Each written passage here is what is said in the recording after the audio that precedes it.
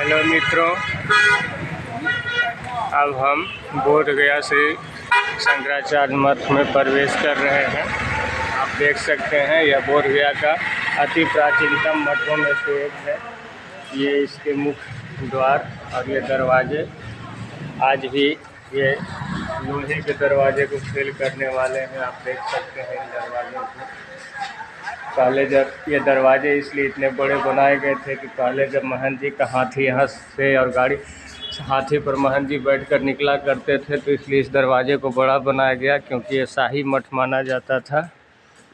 और इस दरवाजे की मजबूती के बारे में आपको क्या बताएं, आप इसी से अनुमान लगा सकते हैं कि हज़ारों हजार वर्ष गुजर जाने के बाद भी इस दरवाजे में कोई सिकन तक ना पड़ी। और इस दरवाजे की मजबूती इतनी है कि कोई भी गोली या गोला भी इस दरवाजे को नहीं तोड़ पाता है। और ये अति प्राचीनतम मठ जो कि पूर्णतया चूना पत्थरों से निर्मित है, इसका बहुत सारा इतिहास है। कहते हैं कि इस मठ में बहुत सारे गुप्त खजाने आदि भी छुपे हुए हैं। ये सब मैंने कहानियों में सुना है, वास्तविकता क्या है ये तो नहीं पता। लेकिन हाँ, ये आवश्यक है कि अभी हम जिस मठ में आए हैं, इस मठ के अंदर एक महंत जी का सिद्ध आसन है जो मैं आपको दिखाऊंगा, और उसके पश्चात आपको उसका इतिहास वर्णन भी करूंगा। आप देख सकते हैं ये बाहरी परिसर जो जीर्ण अवस्था में आ चुका है मठ का। और ये सब अति प्राचीनतम पत्थर हैं। नीचे में ये नए पत्थर लगाए गए हैं और इस मठ का रंग रोगन आदि हुआ है। वस्तुतः यह मठ पूरी तरह से चूना पत्थरों से निर्मित है। आप देख सकते हैं ये सब महंती राज का गौशाला है। पहले जब महंत जी का राज था तो सैकड़ों गायों का झुंड यहाँ नज़र आता था। लेकिन अब आज के परिदृश्य में महंती राज खत्म होने के बाद मठ की संपत्ति सीमित है और हर चीज़ सीमित है। और ये इसका पूर्वी छोर का बाहरी गेट आप देख सकते हैं। ये प्राचीन मठ जो अब खंडहर में तब्दील हो चुका है,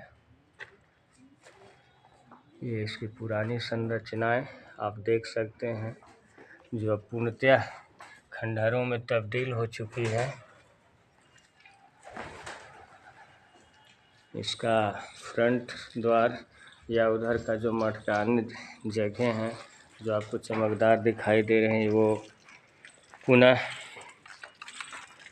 रिपेयरिंग और रंग रोगन का नतीजा है। और इसकी जो वास्तविक बिना देख रेख की क्या स्थिति हो गई है, इसे आप स्वयं देख सकते हैं। और ये पूर्वी छोर जहाँ से पहले यहाँ के महंत आदि लोग और जो सिद्ध लोग होते थे जो यहाँ मठ में कार्यरत होते थे, वो इसी द्वार से बाहर जाते थे। देखिए बच्चे बाहर जाते हुए। और ये दरवाज़ा भी काफ़ी मजबूत बनाया गया है। अब हम इस गेट से बाहर आते हैं और ये देखिए इसका पूर्वी गेट, इसके पटरे तख्ती भी काफ़ी मजबूत है, जिसे गोलियां भी नहीं भेद सकती। और ये इसका बाहरी दृश्य जो फल्गु के छोर पर है, आप देख सकते हैं।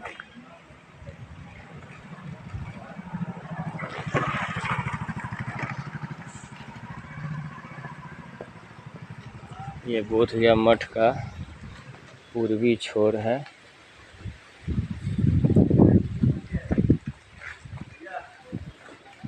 और ये मां शक्ति की मंदिर और इधर में यह खूबसूरत स्थल जो बैठने के दृष्टिकोण से बनाया गया है। और अब आपको यहीं से दृश्य दिखाता हूँ। ये सारे मठ के नज़ारे देख लें, उसके बाद मैं आपको और भी दृश्य दिखाऊंगा। मित्रों, आप गौर से देखें, जो लोग कहते हैं कि हमारे सनातनियों ने क्या किया है या सन्यासियों ने और हिंदू धर्मावलंबियों ने क्या किया, तो आप यहाँ पर स्वयं देख लें कि स्वतंत्रता आंदोलन, सन्यासी विद्रोह में मठ ने महत्वपूर्ण भूमिका निभाई थी। शिक्षा के क्षेत्र में मगध यूनिवर्सिटी, गया कॉलेज, अनुग्रह मेमोरियल कॉलेज, महंत सतानंद गिरी सरघाटी कॉलेज, फतेहपुर में हाई स्कूल, संस्कृत महाविद्यालय बोध गया तथा और भी कितने ही शैक्षणिक संस्थाओं के लिए ज़मीन दान कर दिया। क्या आज बिहार सरकार ये राज्य में या आज के सरकारी क्षेत्र में कोई भी ऐसा व्यक्ति नहीं जिसके पास इतने ज़्यादा दान करने की क्षमता हो। और जब सन 1990 के बाद मठ की ज़मीन को सरकारी अधिग्रहण कर लिया, तब से अब तक मठ की बहुत सारी संपत्तियां सरकारी अधिग्रहण में चली गई, लेकिन फिर भी अभी भी मठ के पास काफ़ी संपत्तियां बची हुई हैं। और आप यहां देख रहे हैं कि बोधगया मठ को भगवान शंकराचार्य की परंपरा को पालन करने वाला गिरी नामक सन्यासियों का ये स्वतंत्र मठ है। यह मठ हजारों वर्ष प्राचीन है, जिसका लिखित इतिहास 1590 के पूज्य महंत घमंडी गिरी से प्राप्त होता है। मैं इससे आगे का और भी इतिहास मैं आपको बता रहा हूँ, ध्यान से सुनेंगे। मंदिर के अंदर का अन्य इतिहास बताने से पहले आपको दिखा दूँ ये भव्य मठ के पूर्वी गेट के पास ही भव्य फल्गु का नज़ारा। और पहले के सब महंत और सन्यासी यहीं से निकलकर यहाँ स्नान, ध्यान, तर्पण आदि करते थे। पूजनोपरांत वो फिर मठ की ओर जाते थे। और मैं भी इसके अनेक अन्य और आश्चर्यों से भी रूबरू कराता हूँ।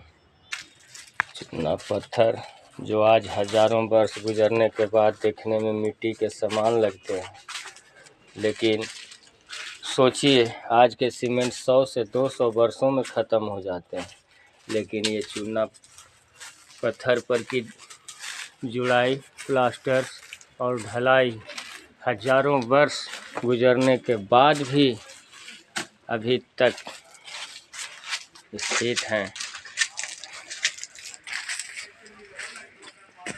मित्रों, ये सारे दृश्य मैंने आपको बाहर के दिखाए और अंदर के दृश्य आपको कुछ क्षणों के उपरांत दिखाऊंगा, क्योंकि अभी अंदर के परिसर में जाने पर प्रतिबंध है। इसलिए मैं इस बोधगया मठ का अंदर का दृश्य दूसरे पार्ट में दिखाऊंगा। तब तक के लिए धन्यवाद, नमस्कार।